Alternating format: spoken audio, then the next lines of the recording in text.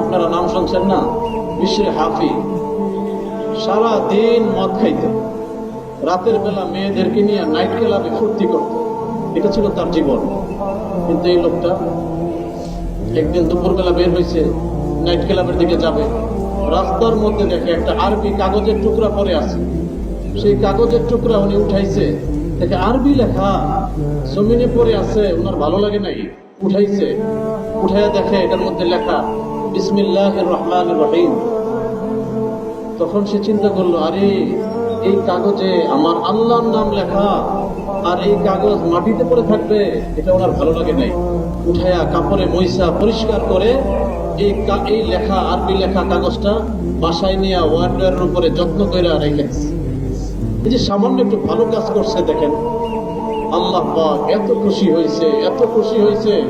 আল্লাহ পাক সিদ্ধান্ত নিছে যে আমি তার নাম ওলিদের রেজিস্ট্রি খাতার মধ্যে উঠাই দিব। সেদিন রাতেই উনি তো নাইট ক্লাবে চলে গেছে। সেই এলাকার পাশের এলাকায় একজন বিখ্যাত বুজুর্গ আল্লাহর ওলি ছিল। সেই আল্লাহর ওলিকে আল্লাহর পক্ষ থেকে স্বপ্ন দেখানো হয়েছে, তোমার পাশের এলাকায় বিশির নামে এক ব্যক্তি আছে, তাকে তুমি যে সুসংবাদ শোনাও, আমি তার নাম ওলিদের খাতায় উঠে আনছি। উনি পরের দিন ঘুমের থেকে উঠে বলে, আরে বিশিরকে হুজুরে তো চিনে না। পাশের এলাকায় গেছে, মানুষকে জিজ্ঞাসা করে, তো মানুষ বলতেছে, হ্যাঁ বিশির নামে এক ব্যক্তি আছে, উনি তো অত্যন্ত বাজে লোক, নেশা করে, তাকে আপনি কেন করছেন? বলে, ভাই তাকে আমার একটু দরকার। বলে, সে তো রাতে নাইট ক্লাবে গেছে, এখনো ফিরে নাই। বলে, নাইট ক্লাবের ঠিকানাটা দেন। তার থেকে ঠিকানা নিয়ে নাইট ক্লাবে চলে গেছে হুজুর। নাইট ক্লাবে যায় দেখে দারোয়ান বয়ে রয়েছে। দারোয়ানকে বলতেছে, ভাই ভিতরে বিশির নামে কেউ আছে? বলে, হ্যাঁ স্যার তো আছে, গত রাতে আসছে, নেশা করছে, এত বেশি মদ খাইছে, এখনো ওনার নেশা কাটে নাই, ঘুমাচ্ছে। বলে, আরে ভাই তাকে একটু ডাকেন, তাকে আমার দরকার আছে। এই আল্লাহর ওলির কথা শুই না, দারোয়ান যায় তাকে ধরে নিয়ে আসছে। এমন মাথা ধরে রাখতে পারতেছে না, পড়ে যাচ্ছে, ঢুলে পড়ে যাচ্ছে, অনেক বেশি মদ খাইছে রাতের বেলা। হযরতওয়ালার সামনে যখন আইনা দাঁড় করাই দিছে, হযরতওয়ালা তাকে ধমক লাগাইছে, এই মেয়ে, তুমি এখন ওই মদের আড্ডাখানায় পড়ে আছো?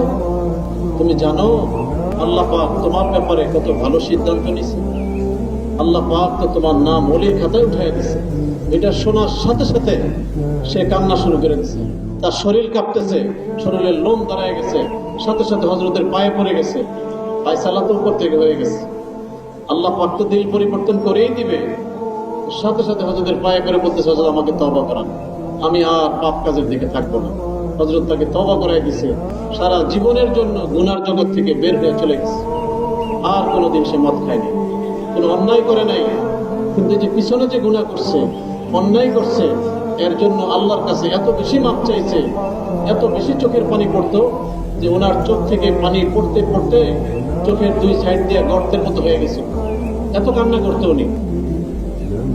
একদিন উনি শুনতেছে, এক মাদ্রাসার বাচ্চা তেলাওয়াত করতেছে, আলাম নাজআলিল আরদা মিহাদা, যে আল্লাহ পাক এই জমিনকে তোমাদের জন্য বিছাইয়া দিছে, আল্লাহর বিছানো জমিনের উপর দিয়া তুমি বিচরণ করো।